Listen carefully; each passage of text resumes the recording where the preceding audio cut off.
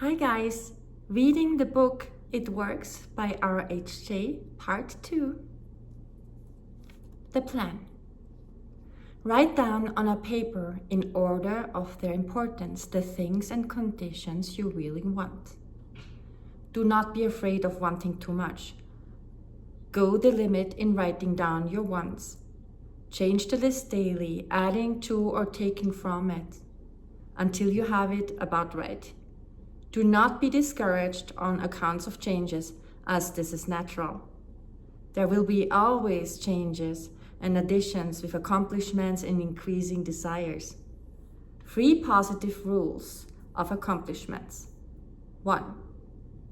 Read the list of what you want 3 times each day, morning, noon, and nighttime before going to bed. 2. Think of what you want as often as possible. 3. Do not talk to anyone about your plan except to the greater power, source, within you, which will unfold to your objective mind the method of accomplishment.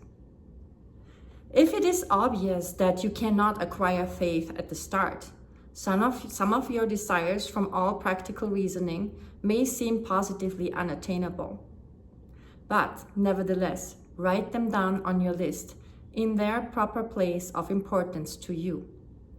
There is no need to analyze how this power within you is going to accomplish your desires. Such a procedure is unnecessary as trying to figure out why a grain of corn placed in fertile soil shoots up a green stalk, blossoms, and produces an ear of corn containing hundreds of grains, each capable of doing what the one grain just did. If you will follow this definite plan and carry out the 3 simple rules, the method of accomplishment will unfold quite as mysteriously as the ear of corn appears on the stalk, and in most cases, much sooner than you expect. When new desires deserving positions at or about the top of your list come to you, then you may rest assured you are progressing correctly. Removing from your list items which at first you thought you wanted is another sure indication of progress. It is natural to be skeptical and have doubts, distrust and questioning. But when these doubts arise, get out your list, read it over, or if you have it memorized, talk to your inner self about your desires until the doubts that interfere with your progress are gone. Remember, nothing can prevent your having that which you earnestly desire. Others have these things. Why not you? The omnipotent power, source, within you does not enter into a controversial argument. It is waiting and willing to serve when you are ready. But your objective mind is so susceptible to suggestions that it is almost impossible to make any satisfactory progress when surrounded by skeptics. Therefore, choose your friends carefully and associate with people who now have some of the things you really want. But do not discuss your method of accomplishments with them. Put down on your list of wants such material things as money, home, automobile, or whatever it may be, but do not stop there. Be more definite.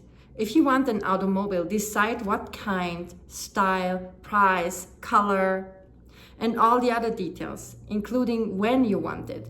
If you want a home, plan the structure, grounds, the furnishing, decide on location and costs, etc. If you want money, write down the amount. If you want to break a record in your business, put it down. It may be sales records. If so, write out the total, the date required, then the number of the items you must sell to make it. Also list your prospects and put after each name the sum expected. This may seem very foolish at first, but you can never realize your desires if you do not know positively and in detail what you want and when you want it. If you cannot decide this, you're not in earnest. You must be definite, and when you are, results will be surprising and almost unbelievable. A natural and ancient enemy will no doubt appear when you get your first taste of accomplishment. This enemy is discredit, in form of such thoughts as, it can't be possible. It just happened to be. What a remarkable coincidence. When such thoughts occur, give thanks and assert credit to your omnipotent power for the accomplishment. By doing this, you gain assurance and more accomplishment, and in time, prove to yourself that there is a law which actually works at all times, when you are in tune with it. Sincere and earnest thanks cannot be given without gratitude, and it is impossible to be thankful and grateful without being happy. Therefore, when you are thanking your greatest and best friend, your inner source, for the gifts received, do so with all your soul and let it be reflected in your face. The power and what it does is beyond understanding. Do not try to understand it, but accept the accomplishments with thankfulness, happiness, and strengthened faith. Caution. It is possible to want and obtain that which will make you miserable, that which will wreck the happiness of others, that which will cause sickness and death, that which will rob you of eternal life. You can have what you want, but you must take all that goes with it.